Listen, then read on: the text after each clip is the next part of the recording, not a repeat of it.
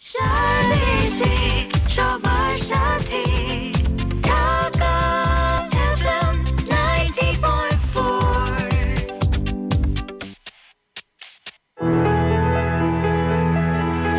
Call Rashid. Call Rashid.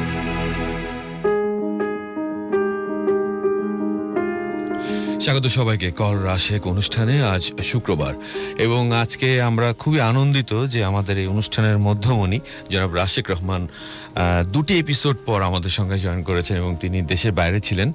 মহামান্য রাষ্ট্রপতির সঙ্গে সফর সঙ্গী হয়ে লন্ডন ছিলেন, এরপর মরক্কো। আজকে সেসব গল্প শুনবো। একটা এপিসোড তো করেছি যেটা খুব এক্সাইটিং ছিল, সেই এক্সপিরিয়েন্সও তার কাছ থেকে জানবো আমরা, যে গাড়িতে বসে এয়ারপোর্ট যাবার যে সময়টুকু পুরোটা সময় ফোনে আমরা ছিলাম এবং সেই অনুষ্ঠানটা আমরা করেছি সাকসেসফুলি, এবং আমার মনে হয় না এই ধরনের কিছু এর আগে হয়েছে। স্যারকে আমি আমন্ত্রণ জানাচ্ছি। স্যার সালাম এবং ওয়েলকাম টু আওয়ার স্টুডিও।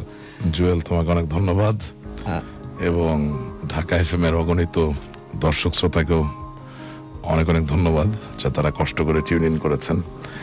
তবে একটা ছোট কারেকশন আছে, দুটো প্রোগ্রাম না, একটা program I was not here. তখন একটা ফোনে ছিলেন স্যার? তখন দুবাইয়ে ছিলাম, জি। আরেকটা ছিলাম ফোনে। সো আমি মনে করি আজকের এই ডিজিটাল বাংলাদেশ প্রযুক্তির পৃথিবীতে ফোনে থাকলেও প্রোগ্রামে তো থাকা হলো। জি স্যার, ওই ব্যাপারটা আপনার কাছে কেমন লাগছিল যে আপনি গাড়িতে যাচ্ছেন, আবার একটা রেডিও অনুষ্ঠানে আপনি লাইভ রয়েছেন? এটা তো আপনারও এর আগে কখনো এক্সপিরিয়েন্স হয়নি এই ধরনের? প্রথমত আমি আল্লাহ তাআলার কাছে খুবই কৃতজ্ঞ যে একজন খুবই সাধারণ মানুষ হিসাবে আমার নিজের একটা প্রোগ্রাম আছে, আর সেই প্রোগ্রামে হাজার হাজার মাইল দূর থেকে প্রযুক্তির কল্যাণে সংযুক্ত থাকতে পারলাম। জি। For me it's a great accomplishment, rather আমি মনে করি একটা অর্জন। আর একই সাথে আমার মনে হয় এটা একটা অনন্য দৃষ্টান্ত হয়ে থাকবে, জি। যা আগামী দিনে যেখানেই এক্সক্লুসিভলি হোস্টেড প্রোগ্রাম আছে, দেখা যায় যে মানুষ ছুটিতে গেলে বা কোনো কাজে গেলে হয়তো সেই প্রোগ্রামটা অন্য কাউকে দিয়ে করাতে হয়। সেটা আইডিয়া আমরা দিয়ে দিলাম, একটা আইডিয়া দিয়ে দিলাম। Provide করে So দিয়েছি তারা এখন দূর থেকে হলো তুলালাপনি টেলিফোনের মাধ্যমে যোগাযোগ করে বা স্কাইপের মাধ্যমে সংযুক্ত হয়ে সেই প্রোগ্রামগুলো নিজেরাই করতে পারবেন। So that's a different accomplishment altogether. Okay, so এই অনুষ্ঠানের যে মূল বিষয়টি, কল রাশেক নামটি হচ্ছে এমনই। আপনারা কল করবেন, আমরা আপনাদের কলগুলি রিসিভ করব, শুনবো আপনাদের কথা। আর এবং এর আগের যে এপিসোডগুলি হয়েছে, যারা আমাদের সঙ্গে ছিলেন সবসময়ের জন্য, তারা জানেন যে অনুষ্ঠানে কি ধরনের সাড়া পড়েছে এবং কি ধরনের, আপনারা যারা ফোন করছেন তারা নিশ্চয়ই জানেন যে পুরো বিষয়টা আসলে কোন দিকে গিয়ে গড়ায়। আমরা 1 ঘন্টার অনুষ্ঠানে চেষ্টা করি বেশি কল নিতে, তারপরও হয়ে ওঠে না। তো এই অনুষ্ঠান আশা করছি শুক্রবারে যারা ফোন লাইনটা পান না তারা আমাদেরকে পরবর্তী শুক্রবারে মানে পরের এপিসোডে আমাদেরকে আবারও কানেক্ট করবেন। আমি নাম্বারটি মনে করিয়ে দিই, 09611444222 09611444222। এছাড়াও আমাদেরকে SMS করবেন আপনার ফোন নাম্বার সহ এবং কি বিষয়ে আপনি কথা বলতে চান সেটাও আমাদেরকে লিখে আপনার মেসেজটি পাঠিয়ে দিন 16260 এই নাম্বারে, 16260 এই নাম্বারে। স্যার, আমি কথা বলতে চাই না, আপনার যে ভয়েস নাম্বার তো সবার মুখস্থে আছে, বারবার ফোন আসছে। এটা আপনার সামনেই একেবারে, এবং আপনি দেখতেই পাচ্ছেন যে আমরা ঢুকবার পর থেকেই আমরা দেখছি যে কলটা আসছেই। সো আমরা একে একে নিব। আপনার ট্যুর সম্বন্ধে যদি একটু বলতেন, কেমন ছিল ট্যুর ওভারঅল সব মিলিয়ে? প্রথমত এই অনুষ্ঠান নিয়ে কারোর সঙ্গে কথা হয়েছে কিনা? না, তা তো হয়েছেই। আর সবচেয়ে বড় কথা হচ্ছে somehow I am very surprise to see যে বাংলাদেশের বাইরেও যারা বাঙালি আছেন তাদের ভিতরে এই শো সম্বন্ধে একটা ধারণা আগে থেকে আছে। আর তুমি তো জানো যে মহামান্য রাষ্ট্রপতি মহোদয়ের সাথে ইংল্যান্ডে গেলাম, একটা কর্মব্যস্ত সময়ের ভিতর দিয়ে অতিক্রান্ত হয়েছে। বাট সুদূর ইংল্যান্ডের ইয়াং স্পেশালি বিশেষত তরুণ প্রজন্মের ছেলেমেয়েরা এই প্রোগ্রাম সম্বন্ধে জানে, এটাও আমি মনে করি একটা বড় অর্জন। তো অ্যান্ড আফটার দ্যাট আমি একটু মরক্কোতে গিয়েছিলাম, কারণ তুমি জানো যে মরক্কো একটি রাজতন্ত্র নির্ভর দেশ।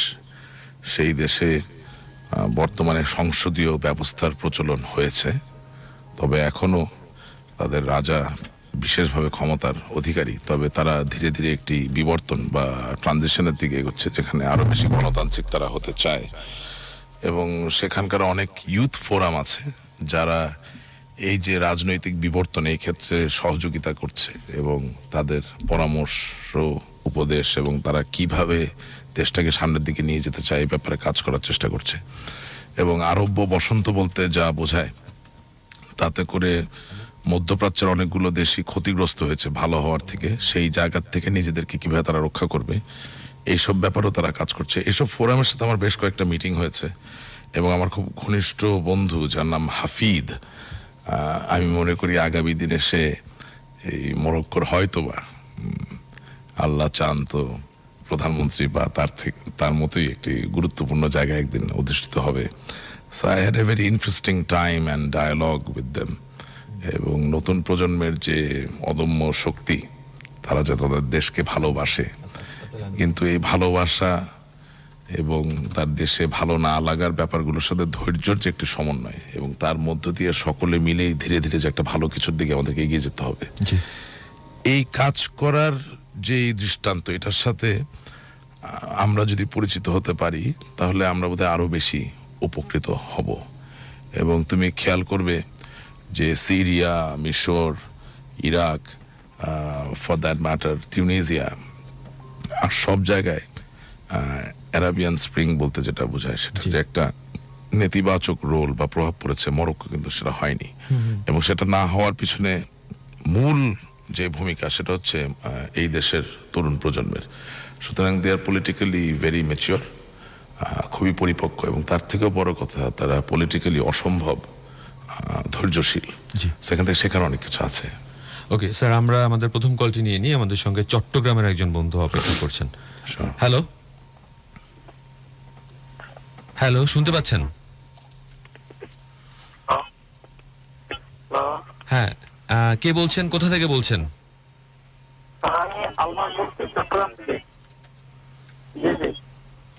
আচ্ছা, আলমাস চট্টগ্রাম থেকে। আপনার কথাগুলি আমরা ঠিক বুঝতে পারছি না। আচ্ছা বলুন আপনি। আমি একটা স্কুলের ব্যাপারে বলতে চাচ্ছিলাম। স্কুলটা হচ্ছে আপনার ফরিদপুর জেলায় সালথা থানা বল্লভদী ইউনিয়ন। স্কুলের নাম হচ্ছে বাউশখালী উচ্চ বিদ্যালয়। ওই স্কুলে 2 জন শিক্ষক আছে, ক্লাস 9 এবং 10 এর জন্য ম্যাথমেটিক্সের। 2 জনের সায়েন্সের শিক্ষক। তো 2 জন শিক্ষকদের ভিতরে একজনের শিক্ষক আপনার খুবই মানে কি বলবো, মানে ছাত্রীদের সাথে মানে একটা অন্যরকম ব্যবহার করে। তার কারণে ওই ব্যাচের আপনার মনে করেন যে প্রত্যেকটা ছাত্রছাত্রীদের অসুবিধা হয় ওই শিক্ষকের কারণে। শুধু তাই নয়, পরীক্ষার ফলাফল আপনার মনে করেন এই যে 4 তারিখে এসএসসি পরীক্ষার ফলাফল দিচ্ছে, ওই ব্যাচের 80 থেকে 90 জন এসএসসি পরীক্ষার্থী ফলাফল পরীক্ষা দিচ্ছে, ফলাফল বের হচ্ছে। বেরোনোর পর আপনারা মনে করেন যে 32 জন ফেল করছে একমাত্র ওই শিক্ষকের কারণে। তো ভাই, ওই শিক্ষকের কারণে 32 জন ফেল করেছে, এটা আপনি জানেন কিভাবে? আর ওই স্কুলের সাথে আপনার সম্পৃক্ততা কি? আমার সমস্যাটা হচ্ছে যে ওই শিক্ষকের নিজের চাহিদা মেটানোর জন্য অন্য কোনো ছাত্র বা ছাত্রীকে পড়াশোনা করতে দেয় না। নিজের চাহিদা কিভাবে মেটালেন অন্যকে পড়ালেখা না করতে দিয়ে? স্যার বলতে এটা বলতে হচ্ছে স্যার, আপনার প্রত্যেকটা ব্যাচের মেয়ের সাথে ওই শিক্ষক সম্পর্ক করবে, একটা মেয়ের সাথে সম্পর্ক করবে। ও মানে আপনি বলতে চাচ্ছেন যে ওই মেয়েকে ওই সম্পর্ক করার কারণে মেয়েকে আশ্বাস দেয় যে সবার চাইতে তাকে ভালো রেজাল্ট এনে দেবে। আচ্ছা, তো এই স্কুলের সাথে আপনি কিভাবে সংযুক্ত? কি আপনার সম্পর্ক কি স্কুলের সাথে? স্কুলের সাথে সম্পর্ক আমি হচ্ছে স্যার 2015 সালে এসএসসি পরীক্ষা দিচ্ছি ওই স্কুল থেকে। তারপরে এই ঘটনা কি আপনি কাউকে জানিয়েছেন এর আগে? হ্যাঁ স্যার, এটা আমাদের কাছে একটা মেয়ের সাথে হয়েছে, যে কারণে আমি এই ব্যাপারে একটা আপনার ব্যবস্থা নিয়েছিলাম, কিন্তু সেটা মাঝপথে চলে যায়। আচ্ছা, আমাদের প্রোগ্রামে আজকে সৈয়দ ইস্তিয়াক রেজা 71 টিভির হেড অফ নিউজ এবং হেড অফ অপারেশনস, তিনিও যোগদান করেছেন। স্বাগতম রেজা ভাই। ধন্যবাদ। হ্যাঁ, তো আমরা এখন আলাপ করছিলাম চট্টগ্রামের এক ভাইয়ের সাথে, যিনি একটা স্কুলে একজন বিজ্ঞান শিক্ষকের ব্যাপারে একটা অভিযোগ তুলছেন যে তার কারণে 32 জন ছেলে মেয়ে ফেল করেছে। মনে করেন স্যার, এই যে আপনার প্রত্যেকটা ব্যাচের মানে একটা ব্যাচের রেজাল্ট ভালো হবে, একটা ব্যাচের খারাপ হবে। মনে করেন যে আমরা অনেক কষ্ট করে, বাবা মা অনেক কষ্ট করে বা আমাদের আচ্ছা যে ভাই, বাচ্চাদের পড়াশোনা করার জন্য ভাই শুনেন। ওই একটা শিক্ষকের কারণে ওই ব্যাচের প্রত্যেকটা ছাত্রছাত্রীর মানে ফলাফল খারাপ হয়েছে। এই যে আপনার 4 তারিখে রেজাল্ট বের হয়েছে, 32 জন ফেল করছে আচ্ছা। একমাত্র ওই প্রথম- শিক্ষকের কারণে। প্রথম কথা শুধু হচ্ছে তাই নয়। ভাই শুনেন, আমি আপনার একটা কথা বলি। বাংলাদেশের বিভিন্ন স্কুলে কলেজে শিক্ষক নিয়ে বা তাদের পড়ানো নিয়ে অনেকের অনেক পর্যবেক্ষণ থাকে। আমি বলতে চাচ্ছি না আপনি ভুল, বা আমি এটাও বলতে চাচ্ছি না যে ওই শিক্ষক ঠিক।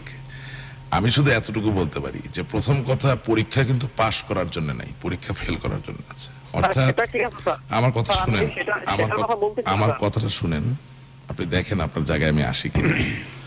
প্রথম কথা হচ্ছে যে একটি ছেলে মেয়ে পরীক্ষায় বসবে, পড়ালেখা করেই তাকে বসতে হবে।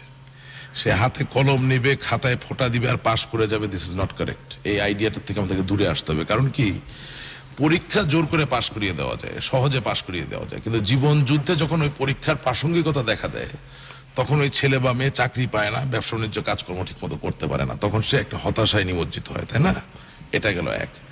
2 নাম্বার, যদি সত্যিকার অর্থে এই শিক্ষক একজন যৌন নিপীড়ক হয় এবং আপনি স্কুলের সাথে যেই সম্পৃক্ততা বা সম্পর্কের কথা বলছেন, সেটা স্থানীয় থানায় সকল অভিভাবককে নিয়ে যদি আপনারা একটা ফৌজদারি অভিযোগ জারি করেন, তাহলে অবশ্যই এর তদন্ত হবে এবং না, সেই শিক্ষক এর ব্যবস্থা- বাইরে আরেকটি কথা রাশেক রহমান বলতে চাই। প্রত্যেকটি উপজেলা এবং থানায় সরকার যৌন নিপীড়ন প্রতিরোধ কমিটি করে দিয়েছে, সরকারই করে দিয়েছে। সেই Very good. কমিটির কাছে যাক তাহলে। সেই কমিটির কাছে যেতে পারে। এবং সেই কমিটিতে সিভিল সোসাইটির লোকজন আছে, আইনজীবী আছে, শিক্ষক আছে, সাংবাদিক আছে, জেলা প্রশাসন কর্মকর্তারা আছেন, এবং এটা কিন্তু একটা মাল্টি সেক্টরাল কমিটি। এবং সব সেক্টর থেকে জনপ্রতিনিধিদের মধ্যে আছে, জনপ্রতিনিধিদের প্রতিনিধি, তারা সরাসরি নেই। সরাসরি নেই। আচ্ছা, তা আমি তো মনে করি রেজা ভাই যেই অ্যাডভাইসটা দিলেন এটা ভেরি কারেক্ট। আপনি উপজেলার যেই যৌন নিপীড়ন প্রতিরোধ কমিটি, হ্যাঁ তাদের সাথে যোগাযোগ করুন। এরপরেও যদি আপনার কাজ না হয়, তাহলে আমাদের সাথে যোগাযোগ করবেন, নিশ্চয়ই আমরা সহযোগিতা হাত বাড়িয়ে দেবো। আপনাকে এবং ধন্যবাদ। আপনার কলটি একটু আমার কাছে কেমন যেন কনফিউজিং লাগছে, যে উনি চট্টগ্রামের মানুষ, উনি ফরিদপুরে একটি স্কুল নিয়ে অভিযোগ করেছেন। এক্স্যাক্টলি, এটা আপনি যদি স্থানীয় হতেন সেক্ষেত্রে আমরা হয়তো বা না, আরেকটু উনি হয়তো আশ্বস্ত ফরিদপুরের হতাম। স্থানীয়, হয়তো বা কাজের কারণে কাজের চিটাগাংয়ে প্রয়োজনে আছেন, থাকেন। কিন্তু এই ধরনের গুরুতর অভিযোগ আসলে এইভাবে ঢালাও অভিযোগ নেওয়া যায় না। ঢালা অভিযোগ নেওয়া যায় না। তো রেজা ভাই কেমন আছো তুমি? আমরা আছি ভালো, এবং এই শোটা তো মনে হচ্ছে যে মানুষের কথা বলছে, হ্যাঁ। এবং ক্রমেই মানুষের শো হয়ে উঠছে এটি। আই হোপ কল রাশেক এখন মানুষের স্পন্দনের জায়গা। না, থ্যাংক ইউ। এবং গত সপ্তাহে তুমি যে প্রোগ্রামটা করলা আমার জায়গায়, সবাই আসলে তোমার প্রশংসায় পঞ্চমুখ। এবং আমার মনে হয় তোমার সাথে আমার যে একটা দীর্ঘদিনের সম্পর্ক, এবং আমরা মানুষকে ভালোবাসার চেষ্টা করি, তার জন্য কিছু করার চেষ্টা করি, আমার মনে হয় উই শুড ইউনাইট, আমাদের আরো বেশি ঐক্যবদ্ধ হয়ে একসাথে- আরো মানুষের জন্য কিছু করতে পারার আমি মনে করি যে এর চেয়ে বড় আনন্দের কিছু নেই। কিছু নাই, রাইট? তো এখন কি দাওয়াত থেকে আসলো নাকি? আমার একটা ছোট্ট আমাদের একজন সহকর্মীর একটি অনুষ্ঠান ছিল, সেখান থেকে আমি এসেছি। তা আমি যে বললাম যে পরীক্ষা তো আসলে ফেল করার জন্য আছে, এই বিষয়ে তোমার কি অভিমত? কথাটা একদম সঠিক। আমাদের সবার ধারণা পরীক্ষা মানেই পাস, কিন্তু পরীক্ষা তো আসলে চেষ্টা করা হয় ফেল করানোর। যে পরীক্ষা দেয় তাকে চেষ্টা করতে হয় পাস করার জন্য, সেটা পাবলিক পরীক্ষা হোক, চাকুরির পরীক্ষা হোক, সব জায়গায় কিন্তু একই। বাপ মাও কিন্তু ছেলে মেয়েকে প্রশ্ন যখন করে, মনে করে সে পারবে না, হ্যাঁ, right. ছেলেমেয়েরা পারার চেষ্টা করে। এবং পারতে গেলে যেটা দরকার আস্থা তখনই থাকবে যখন জানা তখনই থাকবে যখন পড়ালেখা করবে। এটা একটার সাথে একটা কিন্তু রিলেটেড। আমি বসলাম, আমি ছাত্র, আমি বই পড়েছি, আমি পাশ করে ফেলবো, এটা ভাবার কোনো কারণ নাই। বিজ্ঞানের কথা উনি বলছিলেন, এবং বিজ্ঞান শিক্ষা কিন্তু আমাদের এখানে ক্রমেই আমি বলবো যে অনেক কমে যাচ্ছে, আগ্রহ কমে যাচ্ছে। এবং এখানে কিন্তু ছাত্রছাত্রীদের আমার মনে হয় যে অনেক বেশি নিজেদের মনোনিবেশ করার বিষয় আছে অনেক। আর বিশেষত আমাকে আমার জায়গায় চলে যেতে হয় যে আমি মনে করি যে 1975 সালের 15 আগস্টের পরে বাংলাদেশের সম্পূর্ণ শিক্ষা ব্যবস্থায় অঙ্ক এবং বিজ্ঞানের উপরে যে গুরুত্ব, একই সাথে ইংরেজির উপরে যে গুরুত্ব, এটাকে সম্পূর্ণভাবে অবজ্ঞা করা হয়েছে। এবং বিজ্ঞান মনস্ক, যৌক্তিক, বিজ্ঞান নির্ভর মানুষের যে সৃজন, এই জায়গাটার অনেক বেশি কাজ করার সুযোগ এখন অনেক রয়ে গেছে অনেক। এবং আমাদের শিক্ষা ব্যবস্থাটাকে একটা সময়, যেটা তুমি বলছিলে যে 75-এর পরে, আমরা তো শুধু শিক্ষা ব্যবস্থা না, পুরো সমাজটাকেই তো পেছনের দিকে ঠেলেছি। এক্স্যাক্টলি। সেখান থেকে, এবং শিক্ষা তার ব্যতিক্রম ছিল না, সেখান থেকে একদমই না। সামনে নিয়ে আসার যে একটা অদম্য লড়াই বর্তমান সরকার করছে, সেখানে আমাদের প্রত্যেকের সহযাত্রী হওয়া প্রয়োজন। সহযাত্রী হওয়া প্রয়োজন। এবং আরো ভালো পরামর্শ নিয়ে তাদের সামনে উপস্থাপন করা দরকার, যাতে সরকার বেছে নিতে পারে অবশ্যই। যে আসলে আমাদের কি করা দরকার। এবং দেশে সমস্যার অভাব নেই, এটা সত্য কথা। সব সমস্যার সমাধান নিশ্চয়ই দেয়া যায় না, কিন্তু চেষ্টা করতে হয়। এবং আমরা যার যার জায়গা থেকে, শুধু আমরা দুজন নয়, এমন করে প্রতিটা মানুষের নিজস্ব জায়গা থেকে কিছু একটা করার ক্ষমতা আছে। এবং সবচেয়ে বড় কথা, আমি একটু আগে তুমি আসার আগে আলাপ করছিলাম, এবার যে আমি মরক্কোতে গেলাম, মরক্কোতে বেশ কয়েকটা ইউথ পলিটিক্যাল ফোরামের সাথে আমার মিটিং হলো। সেখানে আমার খুব ঘনিষ্ঠ একজন বন্ধু, তার নাম হাফিদ, সে আমাকে বলছিল যে আরব্য বসন্ত যেটা প্রত্যেকটা মধ্যপ্রাচ্য দেশকে স্পর্শ করেছে, সে বলছিল যে একটিমাত্র কারণে মরক্কোতে এই অপশক্তির যে অপচেষ্টা সেটা স্পর্শ করতে পারেনি, সেটা কারণ হচ্ছে যে আমাদের নতুন প্রজন্ম ছিল ধৈর্যশীল। অর্থাৎ তাদের কথা ছিল যে গত 400 বছর ধরে তো আমরা এই রাজা ছাড়ার কিছু চিনিনি, সুতরাং আমাকে যদি গণতন্ত্রের দিকে ধাবিত হতেও হয়, তাহলে আমার নেতা কে হবে, তিনি আদৌ আমার কথা বলবেন কিনা, তার সাথে আমার সেই সম্বন্ধ স্থাপিত হয়েছে কিনা, তিনি আমাকে বুঝবেন কিনা, আমি তাকে বুঝবো কিনা, এই জায়গাটা পরিপক্ক না হওয়া পর্যন্ত হঠকারীভাবে এক জায়গা থেকে আরেক জায়গায় ঝাঁপ দেওয়া যায় না। তার মানে এই যে তুমি একটু আগে বললে যে আমাদের সরকারের ইচ্ছা ইতিবাচক, প্রচুর জায়গায় সাফল্য আছে, এখনো অনেক কাজ করা বাকি অনেক আছে। কাজ, অনেক। সেই কাজ করার জায়গাটায় আমাদেরকে ধৈর্য সহকারেই একই যাত্রা সহযাত্রী হতে হবে।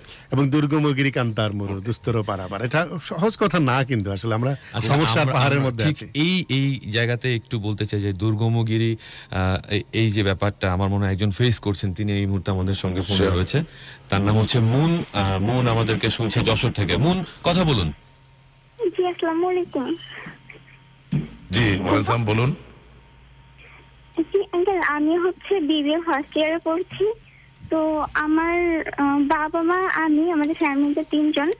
তো আমার বড় কোনো ভাই বোন নেই যে আমার ফ্যামিলিকে বেয়ার করতে পারে। তো পরিবারের একটা সন্তান হয়ে আমার এই পরিবারের খরচটা বেয়ার করতে হবে। তো সেজন্য আমি নিজে এস্টাবলিশ হতে চাই।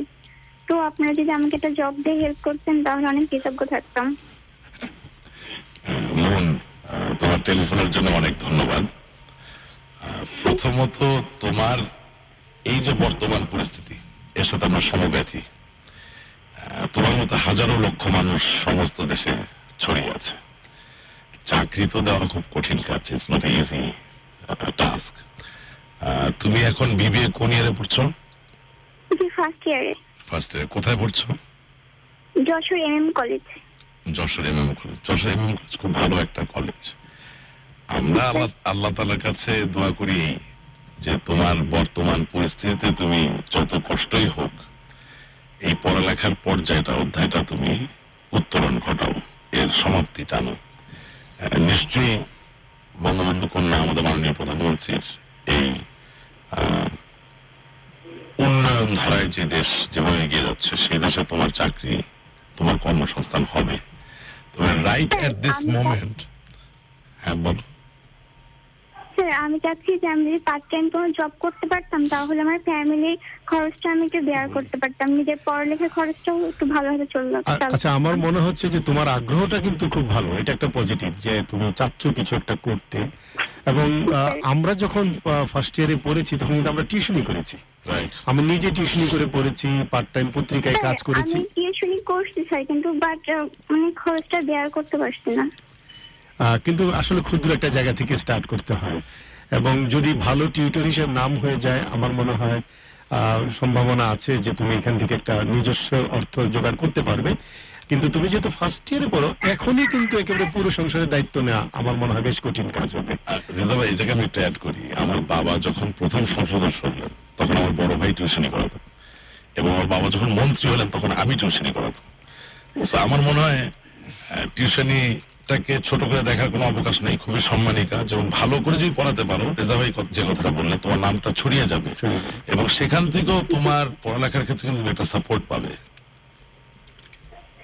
জি স্যার, আমি চেষ্টা করছি, তবু তারপরে মনে হচ্ছে যদি কোনো পার্ট টাইম জব পেতাম তাহলে একটু আচ্ছা, ভালো এই হতো। পার্ট টাইম জবের ব্যাপারে আমি একটা পরামর্শ দিতে পারি। যশোরে সম্প্রতি আমি গিয়েছিলাম।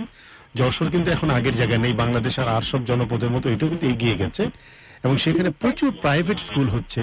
তো তুমি চেষ্টা করতে পারো যে কোনো একটা প্রাইভেট স্কুলের 1-2 লেভেলে পড়ানো, সেটা তো প্রাতিষ্ঠানিক। কিন্ডারগার্টেন আছে, ইংলিশ মিডিয়াম স্কুল তৈরি হচ্ছে। যশোর কিন্তু আমার আমি বলেই ফেলি, আমার শ্বশুর বাড়ি। সুতরাং আমি যশোর সম্পর্কে আমার ধারণা আছে। আমি জানি MM কলেজের কাছেই আমার শ্বশুরবাড়ি। আমি যশোরে সম্প্রতি যে পরিবর্তন দেখেছি সেখানে কিন্তু অনেক কিছু করা সম্ভব। এবং যশোর শহরে আমার বাড়িও আছে, বহু বছরের সম্বন্ধ। আমার দাদার সরকারি তাহলে স্যার আমি আর কিছু বললাম না। জুয়েল কিন্তু যশোরের। এবং আমিও যশোরের সন্তান। মুন, বেস্ট অফ লাক, তোমার জন্য অনেক ইনশাআল্লাহ হয়ে যাবে, শুভকামনা। ঠিক আছে? ইনশাআল্লাহ কিছু না কিছু একটা ব্যবস্থা হবে। ভালো থাকবে, ধন্যবাদ। ওকে, মুন খুবই আমার মনে হয় খুব নরমসরম একটি মেয়ে, কিন্তু ওর মধ্যে ইচ্ছা আছে যে পরিবারকে কিছু একটা সাপোর্ট করার। কিন্তু জুয়েল, আবারও ওই কথায় আসি, জি, পরীক্ষা কিন্তু ফেল করার জন্য, অর্থাৎ মন নরম মেয়ে কিনা সেটা আমরা পর্যালোচনা করতে যাব না। বড় কথা হচ্ছে যদি তার SSC ইন্টারমিডিয়েটের ভিত্তি সঠিক থেকে থাকে তাহলে সে কিন্তু টিউশন করলেও ভালো করতে পারবে। সুতরাং লেখাপড়ার জায়গাটা মজবুত থাকলে এবং অনেক যশোরে সমস্যার এখন সমাধান নতুন হয়। অনেক প্রাইভেট স্কুল হচ্ছে, অনেক প্রাইভেট স্কুল আছে, অনেক কিন্ডারগার্টেন আছে, কোথাও না কোথাও সে তার ব্যবস্থা করে নিতে পারবে। অর্থাৎ পড়ালেখা যেই পর্যায়ে যশোরে কিন্তু একটা বড় প্রশাসন আছে, বিশাল একটা ক্যান্টনমেন্ট আছে। Right, যশোরে পুরনো ডিস্ট্রিক্ট হিসেবে পড়াশোনা আছে, সেই কর্মকর্তাদের সন্তানরা কিন্তু কোয়ার্টারে থাকে। সুতরাং আমার মনে হয় একটু চেষ্টা করলে সে তার এটা নিজের সম্ভব। সঙ্গতি তৈরি করতে পারবে। ওকে স্যার, এবার একটা বিরতিতে যাই। 9:25 এই মুহূর্তে সময় চলছে কল রাশেক, শুধুমাত্র ঢাকা FM 90.4। আমাদের সঙ্গে থাকুন, SMS করুন 16260 এই নাম্বারে আপনার ফোন নাম্বার সহ যদি আপনি ফোন পেতে চান। আর যারা ফোন করতে চান ডায়াল করুন 09611444222 এই নাম্বারে। যাচ্ছি ছোট্ট একটা ব্রেকে, সঙ্গে থাকুন।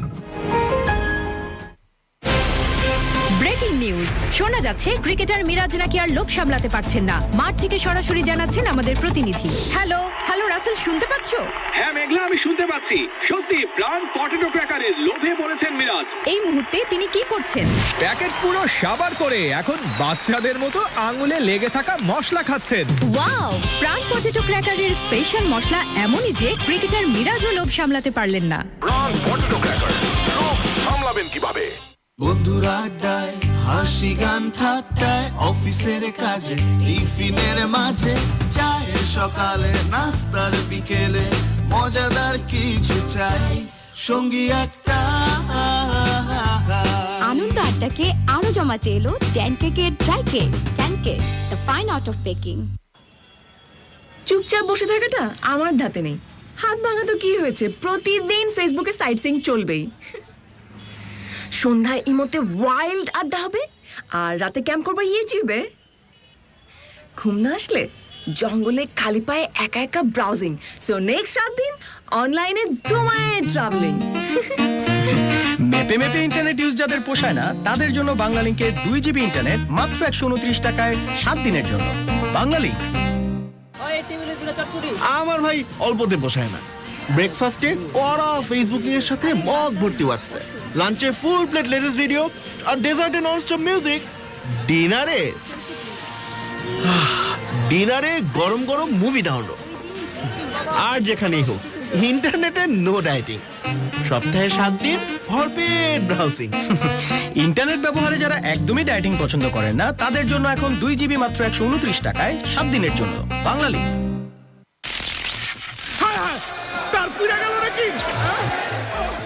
আপনার কারখানার স্বাস্থ্য ও সেফটি বিষয়ে সেফটি কমিটির সাথে যোগাযোগ করুন। তারা কারখানা কর্তৃপক্ষকে সাথে নিয়ে কর্মক্ষেত্রে শ্রমিকদের পেশাগত স্বাস্থ্য ও নিরাপত্তা নিশ্চিতকরণে কাজ করে।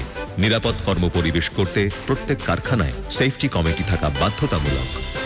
বাংলাদেশ সরকারের শ্রম ও কর্মসংস্থান মন্ত্রণালয়ের কলকারখানা ও প্রতিষ্ঠান পরিদর্শন অধিদপ্তর কর্তৃক প্রচারিত।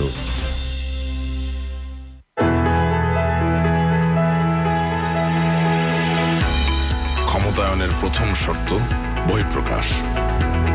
কল রাশেক এমন একটি প্ল্যাটফর্ম যেখানে নতুন প্রজন্মের ছেলেমেয়েরা তাদের অভিলাষ, অভিপ্রায়, আশা, আকাঙ্ক্ষা, সমস্যার কথা তুলে ধরতে পারবে এবং আমাদের প্রয়াস থাকবে একই সাথে মোকাবেলা করার মধ্য দিয়ে একটি সমাধানের দিকে এগিয়ে যাওয়া।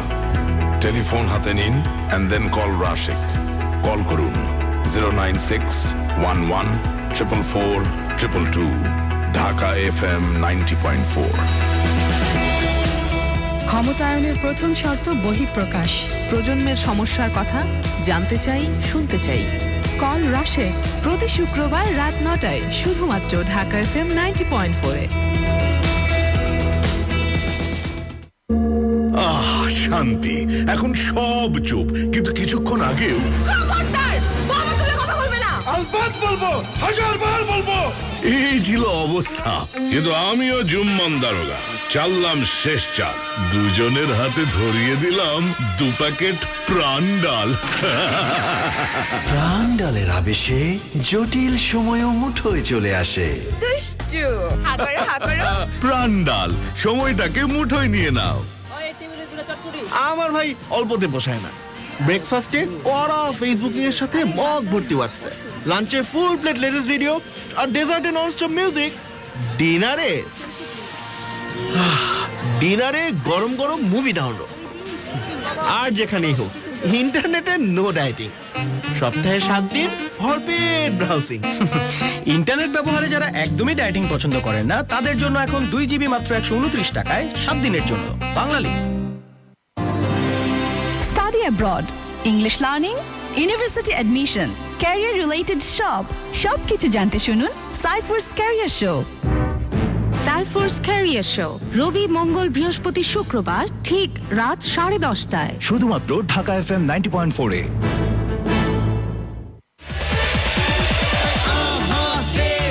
সুরক্ষা চাই, সবার আগে নিজেদের সুরক্ষা চাই। আগামী প্রয়োজনে সুরক্ষা চাই, নিজেদের প্রয়োজনে সুরক্ষা চাই। দেশের উন্নতির চাকা ঘোরাচ্ছে শ্রমিকেরা, আর তাদেরকে আরো বেশি সুরক্ষিত রাখতে তাদের সুবিধা অসুবিধা এবং চা পাওয়া নিয়ে ঢাকা FM এর নতুন আয়োজন আয়োলো প্রেজেন্স সুদিন সন্নিকটে। শুনতে পাবেন প্রতি বৃহস্পতিবার এবং শুক্রবার ঠিক রাত 10টায় শুধুমাত্র ঢাকা FM 90.4-এ। শ্রমিক মালিক সরকার, আমরা এক পরিবার, সবার জন্যই আজ ভালো থাকা খুব দরকার।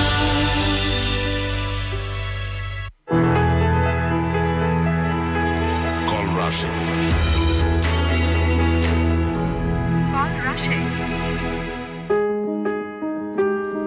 স্বাগত আরো একবার কল রাশেক এই অনুষ্ঠানে। আপনারা শুনছেন ঢাকা FM 90.4। আজকে জনাব রাশেক রহমান রয়েছেন। মানে 1 সপ্তাহ শোতে ছিলেন না, 1 সপ্তাহ ছিলেন ওভার ফোন। যাই হোক, 2টি এপিসোড পরে তাকে আমরা আমাদের স্টুডিওতে পেয়েছি এবং আমাদের সঙ্গে গত এপিসোডে ছিলেন 71 টেলিভিশনের বার্তা প্রধান জনাব ইশতিয়াক রেজা। তিনিও আমাদের মাঝে আজকে উপস্থিত। এই মুহূর্তে একটা ফোনে যেতে চাই আমাদের এই বন্ধুটি, আমি তার কথাগুলি শোনাতে চাই আসলে আপনাকে। হ্যালো, আসসালামু আলাইকুম। জি ওয়ালাইকুম আসসালাম। নাম বলুন, কোথা থেকে বলছেন এবং আপনার কথাগুলো বলুন দ্রুত। আমি মৌলভীবাজার থেকে শ্যামল মল্লিক বলছি। আমি বিবি অনার্স 2য় বর্ষে পড়ছি। আর রাশিদ স্যারের সাথে কথা বলতে পেরে স্যার আমি আনন্দে উদ্বেলিত। আমিও আনন্দে উদ্বেলিত, বলুন। জি স্যার, আসলে স্যার আমাদের মতো স্টুডেন্টরা, মানে একদম নিম্নবিত্ত পরিবারের যারা অনার্স লেভেলে পড়ে, তাদেরকে স্যার অনেক সময় দেখা যায় যে উপবৃত্তির ব্যবস্থা তাদের জন্য নেই, কিন্তু ডিগ্রি যারা পড়ে তারা পায়। তো স্যার আমি অনেক সংগ্রামের মধ্য দিয়ে স্যার আমি এগিয়ে যাচ্ছি। আমি বিবি অনার্স ব্যবস্থাপনার উপরে পড়তেছি মৌলভীবাজার সরকারি কলেজে। স্যার আমি ক্লাস 8 থেকে কখনো ওই যে কাঠের রং মিস্ত্রি আছে না, সেগুলার কাজ করে পড়তেছি। কখনো স্যার ওই পাকা ঘরের রং মিস্ত্রি কাজ সেগুলা করে পড়তেছি। তারপরে স্যার কখনো টিউশনি, গ্রামে তো থাকি স্যার, সেজন্য ওই টিউশনিটা তেমন একটা ইনকাম নেই স্যার। আমাদের মতো তারাও অনেক গরিব স্টুডেন্ট, মানে তাদের মুখের দিকে তাকিয়েও স্যার আমাদেরকে স্যার অনেক কিছু মানে মেনে নিতে হয়। তো আমিও চাই স্যার মানে দেশের জন্য কিছু একটা করতে, যাতে আমি নিজে প্রতিষ্ঠিত হয়ে দেশের মানুষের উপকার করতে পারি। আর স্যার বর্তমানে আমি যে পরিস্থিতিতে আছি, আমার বাবা স্যার বয়স্ক, ধরুন 60 বছর হবে, সামান্য মানে কখনো কলা বিক্রি করেন, কখনো কাঁঠাল। তো স্যার মানে সংসারটাই চলছে না স্যার, আমি কেমনে স্যার পড়াশোনা চালিয়ে যাব? আর স্যার আমি ওকে প্রাইভেট পড়তে হয় স্যার, কিন্তু স্যার আমি প্রাইভেটটাও ঠিক মতো স্যার পড়তে পারতেছি না।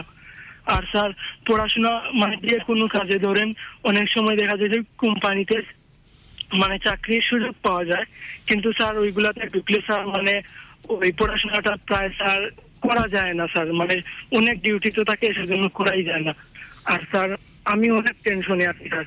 আমি আমার লেখাপড়ার পাশাপাশি আর কি কি কাজ করেছেন বললেন, আরেকবার বলেন। জি স্যার, আমি করেছি ওই যে কাঠের রং মিস্ত্রি ক্লাস করছি, তো ওটা ছাড়ছি। তারপরে ওই যে পাকা করে রং মিস্ত্রি কাজ, সেটাও আমি করছি স্যার।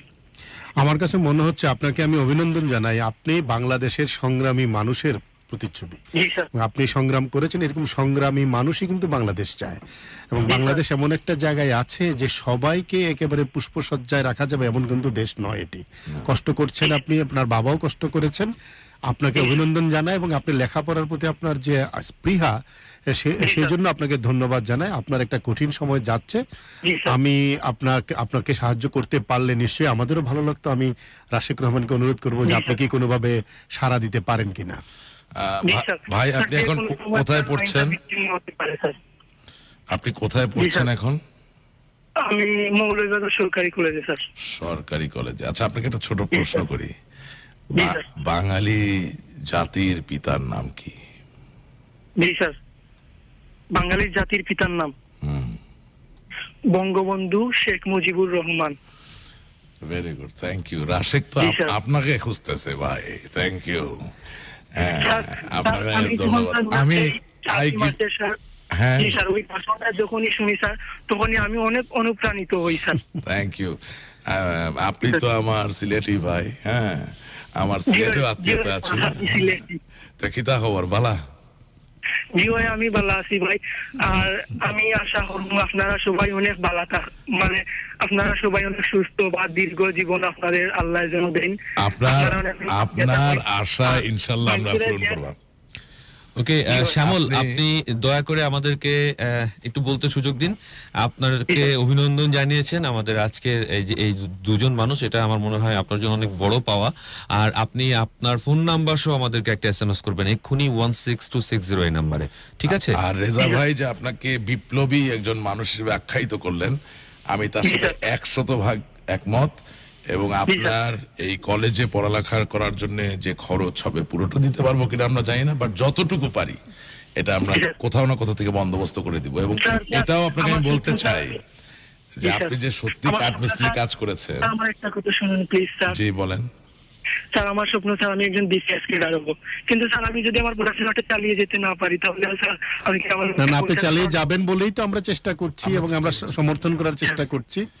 এবং আপনার যে অদম্য আগ্রহ, সেইটাই কিন্তু আমাদেরকে স্পর্শ করেছে। Correct, exactly. তবে এখানে কথা আছে, আপনাকে সহযোগিতা করার আগে কিন্তু আমরা আমাদের মতো করে তদন্ত করব যে সত্যি আপনি এই সংগ্রামী জীবনের সত্যিকার অধিকারী কিনা। জি স্যার। অর্থাৎ আসলে কাঠমিস্ত্রি কাজ করেছেন কিনা, পরিশ্রম করেছেন কিনা, সেটা খোঁজ খবর নিয়েই আপনাকে সহযোগিতা করব। তবে কথা দিচ্ছি কল রাশেক এই প্ল্যাটফর্ম থেকে যে আপনার এই সরকারি কলেজের খরচ বহন করার জন্য যেটুকু সম্ভব আমরা সহযোগিতার বন্দোবস্ত ইনশাআল্লাহ করে দেব। ইনশাআল্লাহ। শ্যামল, আপনি আপনার নাম, আপনার কলেজের ঠিকানা এবং আপনার ফোন নাম্বার আমাদেরকে SMS করুন এক্ষুনি 16260 এই নাম্বারে, ঠিক আছে? জি স্যার, থ্যাংক ইউ স্যার। অনেক ধন্যবাদ, আপনি ভালো থাকবেন। অসাধারণ। রেজা ভাই, আমি তো বললাম যে সংগ্রামী মানুষের একজন, আমি বলবো যে প্রতীকী চরিত্র। এই ধরনের ছেলে মেয়ে আমাদের দরকার, এবং এরা কিন্তু ভালো করে, ভালো করে এবং আমরা সেই কারণে আগ্রহ প্রকাশ করলাম যে তার জন্য কিছু একটা করার। এবং আমার বিশ্বাস যে যদি আমরা শেষ পর্যন্ত সত্যতা পাই তাহলে নিশ্চয়ই আমাদের প্রচেষ্টা বৃথা যাবে না।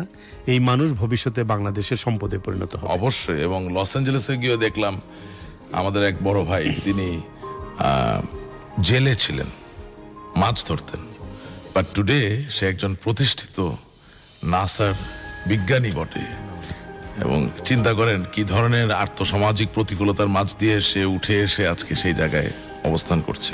এবং আমরা কিন্তু আসলে একটা সবসময় বন্ধুর পথ পাড়ি দিয়েই আমাদেরকে এগোতে হয়। এক্স্যাক্টলি। খুব কম মানুষই আছে যাদের পথটা খুব মসৃণ থাকে, আর যাদের পথ খুব বেশি মসৃণ থাকে তাদের কাছ থেকে দেশ ও জাতি খুব বেশি কিছু আশাও করে না, যেটা আমরা সাম্প্রতিক বনানীর কাণ্ডে দেখলাম, বনানী ধর্ষণ কাণ্ডে, ধর্ষণের যে ঘটনা সেখানে দেখতে পারলাম। ঠিকই বলছেন, তাদের তো সবই ছিল, তারপর আজকে তারা কিন্তু ভালো কাজ না খারাপ কাজে নিজেদের জড়ালো। তারা অনেক কিছু করতে পারত। এবং এই ছেলেগুলো যদি আসলে প্রতিষ্ঠিত হয় তাহলে যেটা সবচেয়ে বড় ব্যাপার হবে যে তারা তাদের ভালো জায়গাটা থেকে উপলব্ধি করতে পারবে যে আরেকজন ছেলে মেয়ের কতটা পরিশ্রম বা কষ্টের মধ্য দিয়ে সামনে এগোতে হচ্ছে, এবং স্বাভাবিকভাবে তখন তারা হাত বাড়িয়ে দিবে। এবং বাংলাদেশে কিন্তু এরকম মানুষেরই প্রয়োজন বেশি। রাইট। কর্মীর হাত অনেক বেশি প্রয়োজন। অনেক বেশি প্রয়োজন। এবং এই যে বললো সে বিসিএস ক্যাডার হতে চায়, সে বিসিএস ক্যাডার হতে পারবে কি পারবে না আমি জানি না। তার থেকে বড় কথা আমি যেটা বুঝি, তার ভিতরে যে অদম্য স্পৃহা কাজ করছে, সে যেই সেক্টরেই যাক সেই সেক্টরে সে ভালো করবে। এবং তার আর একটা জিনিস খেয়াল করলাম, তিনি বলছিলেন যেটা যে ও কোম্পানির চাকরি পেয়েছিল, অর্থাৎ তার যোগ্যতা আছে, যোগ্যতা আছে এবং সে লেখাপড়াটাকে কন্টিনিউ করার জন্যই সে ওই চাকরিটা নিতে পারেনি। পরিশ্রম বেশি, সময় বেশি দিতে হয় সে কারণে। And he is serious about his education. Jewel, ফোনের পরে তো ফোন আসছে। জি স্যার, আমি ফোন পাচ্ছিলাম এবং এর মধ্যেও আমি 2-3টি কল রিসিভ করেছি, যারাও তাদেরও এই যে পড়ালেখা সংক্রান্ত যে সমস্যাগুলি তারা ফেস করছেন এগুলি নিয়ে কথা বলছেন।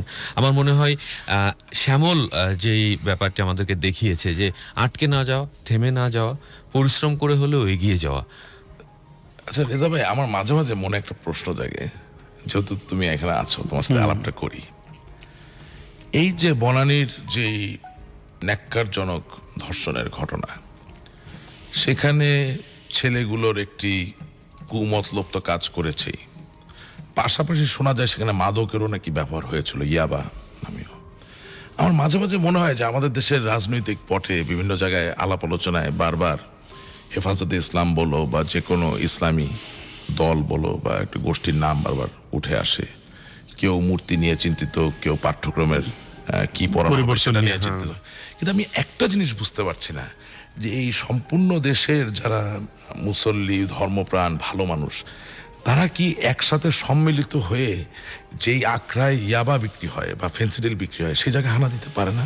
না, কোনোদিনই পারবে না। এই কারণে যে আমাদের এখানে যারা ধর্ম নিয়ে সংগঠন করছে তারা ভয়ঙ্করভাবে বিভক্ত। তাদের প্রত্যেকেরই রাজনৈতিক দৃষ্টিভঙ্গি আলাদা এবং তাদের মধ্যে মানে তারা যেটাকে বলে মাযহাব বলে, নানা ধরনের মাযহাব বলে। আপনি তুমি দেখো যে আহমদিয়া মসজিদের যে ইমাম সাহেবকে কোপানো হলো ময়মনসিংহের ঈশ্বরগঞ্জে, অন্যান্য ইসলামী নেতারা কিন্তু চুপ করে থাকলো, এখানে কিন্তু তারা কোনো আওয়াজ করলো না। এবং একই সাথে যে কালকে একজন ফায়ার সার্ভিসের কর্মীকে যে শহীদ করা হলো গোদাগাড়িতে, তিনি তার ডিউটি পালন করতে গিয়ে মারা গেলেন। এবং এখানেও কিন্তু ওই দলগুলো নীরব আছে। আমরা কদিন আগেই শুনলাম নোয়াখালীতে হিজবুত তাওহীদের একটি মসজিদকে পুড়িয়ে দেওয়া হয়েছে। মসজিদ তো ইবাদতের জায়গা, এগুলি পুড়িয়ে দেওয়া হবে। আমরা একটু এইভাবে চিন্তা করি না কেন যে আমরা যে মাযহাবের থেকেও ঊর্ধ্বে চলে আসি? যেমন ধরো পবিত্র কোরআন শরীফের সূরা মাইদাকে যদি আমরা উদাহরণ হিসেবে নিই, তাহলে সূরা মাইদার বলা হচ্ছে কি, এটা ইংরেজিতে দ্য ফুড, অর্থাৎ কি তুমি সেবন করতে পারবে, কি তুমি পান করতে পারবে, কি তুমি খেতে পারবে, আর কি তুমি খেতে পারবে না, সেবন করতে পারবে না, পান করতে পারবে না। এই তো ব্যাপার হালাল হারাম। একেও যদি আমরা আমলে নেই যে সকল মাযহাবের উপরে উঠে গিয়ে যে কোরআন তো সকলের জন্য, তাহলে আজকে এই যে প্রতিটা কিছু কিছু ইস্যুতে লক্ষ লক্ষ মানুষের সমাবেশ আমরা ঢাকায় দেখি, বিভিন্ন জায়গায় দেখি, তো এই ইয়াবা যেখানে মাদক নিয়ে একটি কথাও বলছে, একটা কথা বলে সেখানে কি তারা গিয়ে সহযোগিতা করতে পারে না? আমি তো মনে করি এই লক্ষ লোকের ধর্মপ্রাণ মানুষের সম্মিলন যদি ওই মাদক বিক্রি করা আখড়ায় হতো, তাদের টার্গেট তো আসলে ক্ষমতায় গিয়ে ধর্মের, আমি কি মনে, ধর্ম বলতে আমি বোঝাচ্ছি যে ধর্মীয় আসক্তি মাদকতায় পূর্ণ করে দেওয়ার, সত্যিকারের ধর্ম পালন নয়। সত্যিকারের ধর্ম তো শান্তির কথা বলে, প্রগতির কথা বলে, মানুষকে সেবাদানের কথা বলে, মানুষের কল্যাণের কথা বলে। কিন্তু 2013 সালের 5ই মে আমরা যে সমাবেশ দেখেছিলাম লক্ষ লক্ষ মানুষের, যেটার হুমকি বারবার দেওয়া হচ্ছে, সেখানে কতটুকু কল্যাণ ছিল? সেখানে কোরআন শরীফ পোড়ানো হয়েছে, জায়নামাজ পোড়ানো হয়েছে, গাছ কাটা হয়েছে, ব্যাংকের ভোল্টেজ লুট করা হয়েছে, সোনার দোকান লুট করা হয়েছে, কিন্তু এতটুকু ধর্মীয় কাজ আসলে কোথাও ছিল। তবে আমি আল্লাহ তাআলার কাছে নিবিড়ভাবে দোয়া করি, চাই, আকাঙ্ক্ষা করি যে একদিন এই আমাদের মৌলিক যে ব্যাপারগুলো, নিজেরা নিরাপদ থাকা, ভালো থাকা, সুস্থ থাকা, এই জিনিসগুলোকে পুঁজি করে যদি আমাদের ধর্মপ্রাণ মানুষরা ঐক্যবদ্ধ হয়ে এই যে ইয়াবার ব্যবসায়ী, ফেন্সিডিলের ব্যবসায়ী, হেরোইনের ব্যবসায়ী, তাদেরকে যদি হানা দিতে পারতো, আমার মনে হয় আমরা অনেক দূর এগোতে পারতাম। এই ক্ষেত্রে নিঃসন্দেহে আমাদেরকে তো আমাদের স্বপ্ন শেষ করে দিচ্ছে এই ইয়াবা কালচার, মাদকের সংস্কৃতি এবং ফেন্সিডিল, ইয়াবা, এগুলো। সেদিন প্রধানমন্ত্রী কিন্তু কক্সবাজারের এক সমাবেশে বলেছেন যে আমার উন্নয়ন থেমে যাবে যদি তরুণ সমাজ ইয়াবা আসক্ত হয়ে পড়ে। এক্স্যাক্টলি, মানে আমার পাঠ্যক্রমে আমি কি পড়লাম বা পড়লাম না, তার থেকেও বড় কথা আমি যে মাদক আসক্ত হই, তাহলে আমি কি পড়ছি তাতে কিছু যায় আসে না।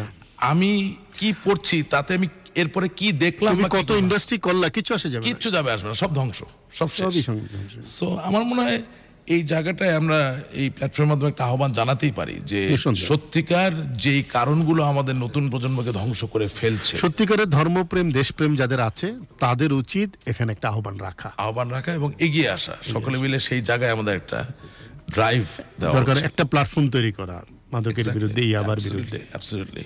এবং সকল মাযহাব, সকল বিশ্বাসের ঊর্ধ্বে উঠে একটা কমন জায়গায় মানবতার সামগ্রিক কল্যাণ তাকে সামনে রেখে আল্লাহ তাআলা সৃষ্টিকর্তা বিধাতা যেভাবে আমাদেরকে ক্ষমতায়িত করেছেন কিনা তাদের সকলকে, প্রত্যেকেরই কিছু না কিছু করার ক্ষমতা আছে। একজন ইমাম সাহেবের কথা কিন্তু মানুষ শোনে, তিনি যদি তার এলাকা আহ্বান রাখেন, একটা ডাক দেন যে আমি আবার বিরুদ্ধে একটা সমাবেশ করতে চাই, আপনাদের সচেতন করতে চাই, নিশ্চয়ই মানুষ তার কথা শুনবে। এমনকি এইভাবে একটা প্রায়োগিক উদাহরণ দেওয়া যেতে পারে যে একটা মসজিদের পাশে নিকটবর্তী কোনো জায়গায় হয়তোবা প্রতিনিয়তই মাদকের একটা আড্ডা বসছে, উনি যদি আহ্বানও দেন যে আমরা সামাজিকভাবে এটাকে প্রতিহত করব, তার ডাকে মানুষ ছুটে আসবে এবং আমরা আইন শৃঙ্খলা রক্ষাকারী বাহিনীর সহযোগিতা চাই, সেই ক্ষেত্রে করা সম্ভব। স্যার, আমাদের সঙ্গে ফোনে রয়েছেন সুদীপ্ত চট্টগ্রাম থেকে, আমরা ওর কথাগুলি শুনে আসি। হ্যালো সুদীপ্ত, বলুন। আমি চট্টগ্রাম থেকে সুদীপ্ত বলছিলাম। আমি রাশেক রহমান এবং রেজা স্যার দুইজনকেই সালাম জানাচ্ছি। তো আমার বিষয়টা যেটা হলো যে আমি একজন দৃষ্টি প্রতিবন্ধী হওয়া সত্ত্বেও আমি চট্টগ্রাম ইউনিভার্সিটি থেকে লতে মাস্টার্স পরীক্ষা দিয়েছি, আমি রেজাল্টের অপেক্ষায় আছি। এখন সমস্যা যেটা হচ্ছে সেটা হলো যে আমি এই বছর 11 জুডিশিয়ারি যে সার্কুলারটা হয়েছিল এটাতে ফর্ম ফিল আপ করেছিলাম। তো ফর্ম ফিল আপ করার পর আমি যখন রাইটার পারমিশন আনতে গেলাম তখন আর ওরা আমাকে পরীক্ষা দিতে দেয়নি। ইভেন আমার ব্যাপারে গত 27 এপ্রিলের প্রথম আলোতে একটা রিপোর্ট হয়েছিল ঢাকায়, শরীফুল হাসান রিপোর্টটা করেছিলেন।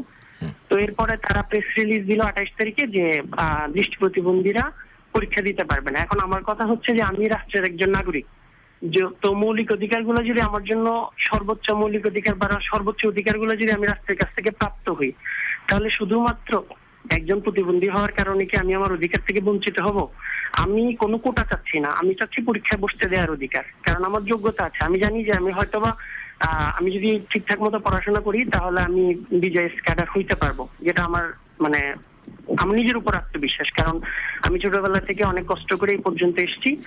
তো আমি ওনাদের কাছে আসলে এই বিষয়টা নিয়ে একটু কিছু মানে ওনাদের তরফ থেকে কিছু করা যায় কিনা আমার জন্য, আমি জাস্ট এটুকুর জন্যই ফোন করেছিলাম। Thank you. সুদীপ্ত, আপনি একজন লড়াকু মানুষ, আপনি এবং আপনার আমি দেখতে পাচ্ছি বেশ গভীর আস্থা আছে নিজের উপর যে আপনি পারবেন, এটা খুবই ইতিবাচক। তবে কি কারণে কর্তৃপক্ষ এরকম একটা বিজ্ঞপ্তি জারি করেছে আমার জানা নেই, কিন্তু আমি নিজে সাংবাদিক হিসেবে জানি যে প্রধানমন্ত্রী শেখ হাসিনা বুদ্ধি প্রতিবন্ধী এবং দৃষ্টি প্রতিবন্ধী উভয় ক্ষেত্রে তাদের সব ধরনের সুযোগ দেওয়ার জন্য সমস্ত কর্তৃপক্ষকে অনুরোধ করেছে। আমার মনে হয় যে রাশেক এটা একটু খোঁজ নেওয়ার ব্যাপার আছে যে প্রধানমন্ত্রীর নির্দেশ সত্য কি ধরনের এরকম হবে, নিশ্চয়ই কোনো কারণ থাকতে পারে, খোঁজ নেওয়া। আমি একটু শেয়ার করতে চাই, যেটা হলো যে 2007 সালের জুডিশিয়াল সার্ভিস কমিশনের নিয়োগ সংক্রান্ত বিধি যেটা আছে, এটা 3য় তফসিলে আছে যে কোনো ধরনের শারীরিক অক্ষমতা সম্পন্ন ব্যক্তি জুডিশিয়াল সার্ভিস কমিশনের সহকারী জাজ মানে পরীক্ষায় অংশগ্রহণ করতে পারবে না, এই ধরনের একটা বিধান আছে। তা আমার কথা হলো যে আমি একজন দৃষ্টি প্রতিবন্ধী হওয়ার কারণে কি আমি যদি তাহলে আইনটা বদলাতে হবে? সুদীপ্ত, একটু এই জায়গায় আমি একটু সহযোগিতা করতে চাই। প্রথম কথা হচ্ছে যে আপনি জানবেন যে বাংলাদেশের বিচারিক ব্যবস্থায় জুরি পদ্ধতির প্রয়োগ নেই, অর্থাৎ যিনি বিচারক তিনি মামলা শুনবেন, তিনি মামলার থেকে যা পর্যবেক্ষণ করার করবেন তিনি আমলে নেবেন এবং তিনি রায় দিবেন, এবং সেই রায়ে কত বছরের সাজা হবে বা দণ্ড হবে সেটাও তিনি নিরূপণ করবেন। আচ্ছা, এখন একজন ব্যক্তি যখন আদালতে বসে কোনো মামলার শুনানি হয় সেই সময় শুধুমাত্র যারা সাক্ষী দিবেন তা কান দিয়ে শোনার ব্যাপার না, তার যে অভিব্যক্তি অর্থাৎ যেটাকে আমরা অনেক সময় বলি ডিমিনার বা বডি ল্যাঙ্গুয়েজ বা এক্সপ্রেশন, সেটাও তাকে আমলে নিতে হয়। অর্থাৎ কোনো একজন সাক্ষী তিনি মুখে বলছেন যে আমি দেখেছি যে জুয়েল সাহেব এই অন্যায়টা করেছেন, কিন্তু তার শারীরিক যে ভাষা বডি ল্যাঙ্গুয়েজ বা তার যে অভিব্যক্তি তার থেকে প্রকাশিত হচ্ছে যে তিনি হয়তোবা কথাটা সত্য বলছেন না, এখানে অসত্য আছে। এই যে বিশ্লেষণ বা মূল্যায়ন করার সক্ষমতা, সেটা যদি কোনো জায়গায় কম্প্রোমাইজড হয় সেই ক্ষেত্রে হয়তোবা এই ধরনের একটা বিধিবিধান থাকতে পারে। তবে হ্যাঁ, আমি এও মনে করি যে একজন দৃষ্টি প্রতিবন্ধী ব্যক্তি তাকে সকল ধরনের মামলাই দেখতে পারতে হবে বা করতে পারতে হবে এমন কোনো কথা নাই। এই জায়গায় আইনের ব্যাপ্তি বা তার উদারতা আর একটু বেশি থাকা উচিত ছিল। এই আইনের পরিবর্তন হওয়া উচিত। এর সাথে আমরা আপনার সাথে সংহতি প্রকাশ করি। তবে 100 বছরের পুরনো যে ব্রিটিশ ঔপনিবেশিক শক্তির কাছ থেকে পাওয়া আমাদের এই বিচারিক ব্যবস্থা, তার মাঝে এখনো অনেক স্থবিরতা, কল্পনার কল্পনার দৈন্যতা রয়ে গেছে বটে। আমি যেটা আপনাকে রিকোয়েস্ট করব, এই যে সমস্যাগুলো আপনারা ফেস করছেন, এটা যদি একটা লিপিবদ্ধ আকারে আমাকে দিতে পারেন, তাহলে অবশ্যই আমি বার কাউন্সিলের যিনি সভাপতি আছেন এবং আমাদের বিচারিক ব্যবস্থায় যারা শীর্ষ কর্মকর্তা আছেন তাদের সাথেও কথা বলবো, এবং সেখান থেকে আপনার ক্ষেত্রে কোনো বিকল্প কোনো আয়োজন করা যায় কিনা সেটাও খুঁজে বের করার চেষ্টা করব। আর একান্ত যদি কিছু নাই করা যায়, তাহলে আপনি মনে করবেন যে আমরা একটা নীরব বিপ্লবের নয় সূচনাই করলাম।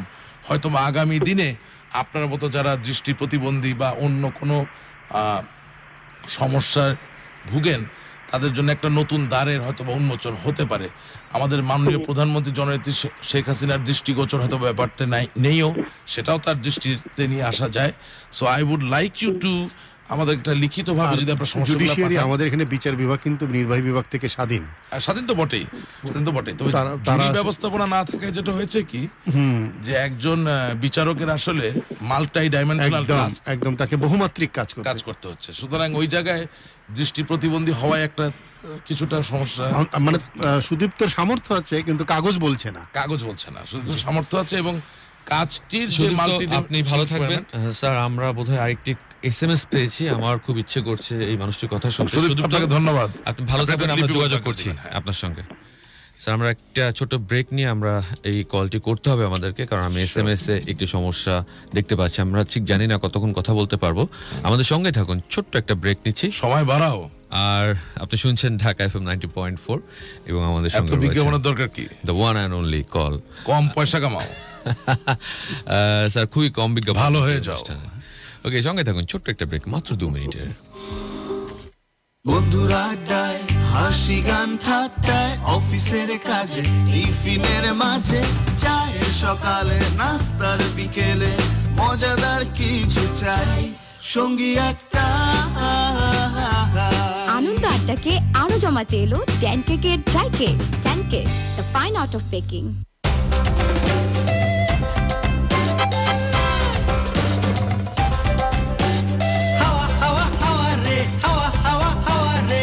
চারিদিকে ধুম লেগেছে নতুন দিনের চাওয়া রে, হাওয়া হাওয়া হাওয়া রে, হাওয়া হাওয়া হাওয়া রে। চারিদিকে ধুম লেগেছে নতুন দিনের চাওয়া রে। দেখো ফ্যান ঘুরছে কেমন, কি ভীষণ ভীষণ জোরে, ক্লান্তি সব উড়ে যায় হাওয়ার ওই ডানায় চড়ে, হাওয়া হাওয়া হাওয়া রে, হাওয়া হাওয়া হাওয়া রে। চারিদিকে ধুম লেগেছে নতুন দিনের চাওয়া রে, ভীষণের ধুম লেগেছে নতুন দিনের চাওয়া রে। চারিদিকে ধুম লেগেছে নতুন দিনের চাওয়া রে, ভীষণের ধুম লেগেছে নতুন দিনের চাওয়া রে, হাওয়া রে, হাওয়া রে, হাওয়া রে। 100% কপার তার ও টেম্পার্ড অ্যালুমিনিয়ামের তৈরি ভিশন সিলিং ফ্যান চলে যুগের পর যুগ।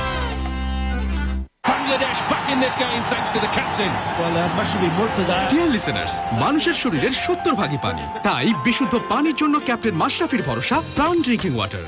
তার কাছে শুনবো প্রাণ ড্রিঙ্কিং ওয়াটারই কেন। কারণ প্রাণ ড্রিঙ্কিং ওয়াটার প্রোডাকশনে ব্যবহৃত হয় অত্যাধুনিক মেশিনারিজ এবং স্টেট অফ আর্ট টেকনোলজি, যার মাধ্যমে 13টি স্তরে পানি বিশুদ্ধ করা হয়। এর রিভার্স অসমোসিস প্রক্রিয়া, আল্ট্রাভায়োলেট রে এবং ওজোন গ্যাস পানিকে করে সম্পূর্ণ নিরাপদ ও জীবাণুমুক্ত। তাই নিরাপদ পানির জন্য প্রাণ ড্রিঙ্কিং ওয়াটারেই আমার আস্থা। জানলেন তো, ক্যাপ্টেন মাশরাফির আস্থা প্রাণ ড্রিঙ্কিং ওয়াটার। আর আপনার? প্রাণ ড্রিঙ্কিং ওয়াটার, 1 বোতল প্রাণ শক্তি। কল রাশি।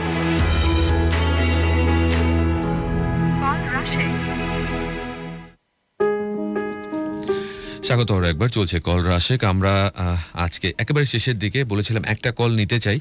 এই অনুষ্ঠানটিকে নিয়ে কেউ কিছু বলতে চান, তো আমরা কিন্তু ফিডব্যাক এভাবে নিইনি, আজকে একটু শুনেই নিই যে আমাদের শ্রোতাদের আসলে কতটুকু এমন লাগছে। হ্যালো হ্যালো, জি, কে বলছেন, কোথা থেকে?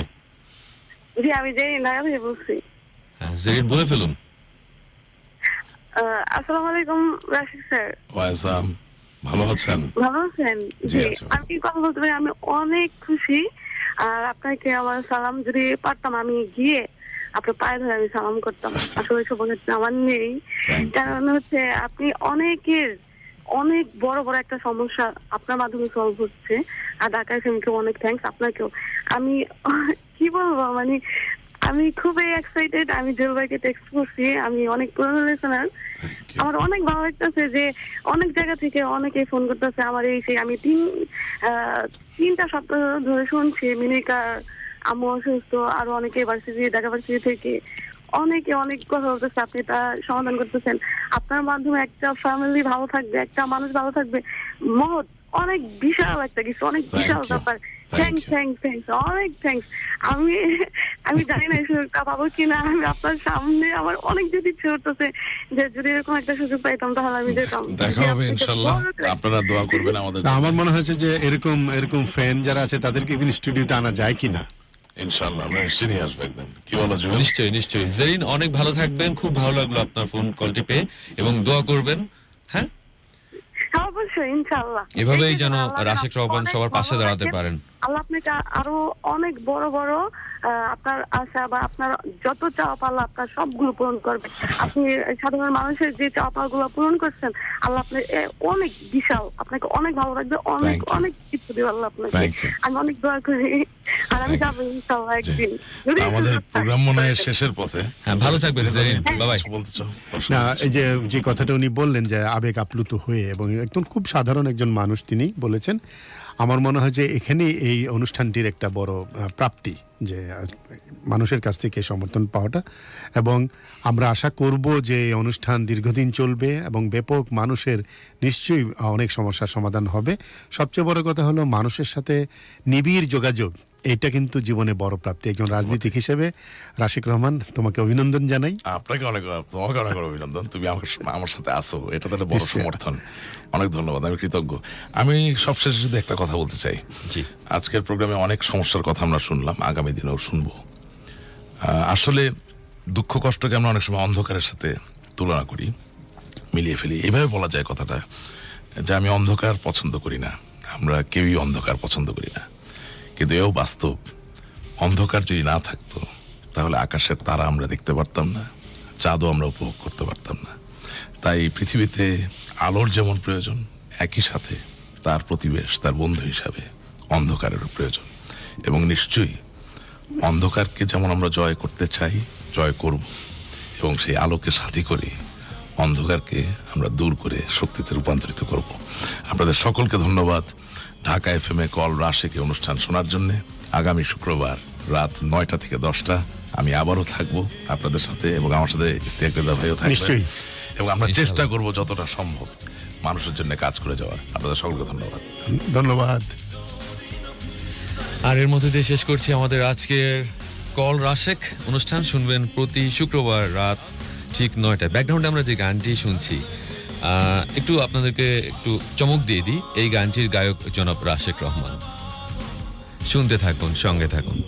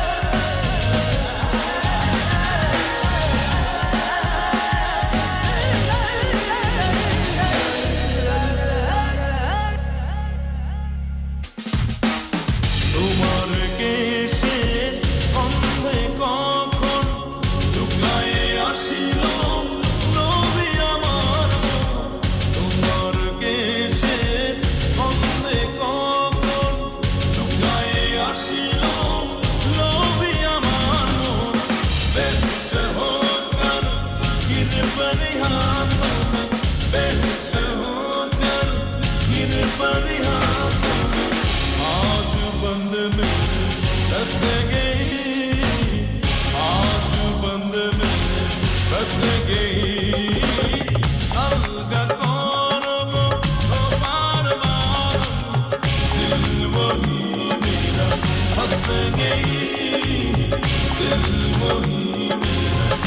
जिंदगी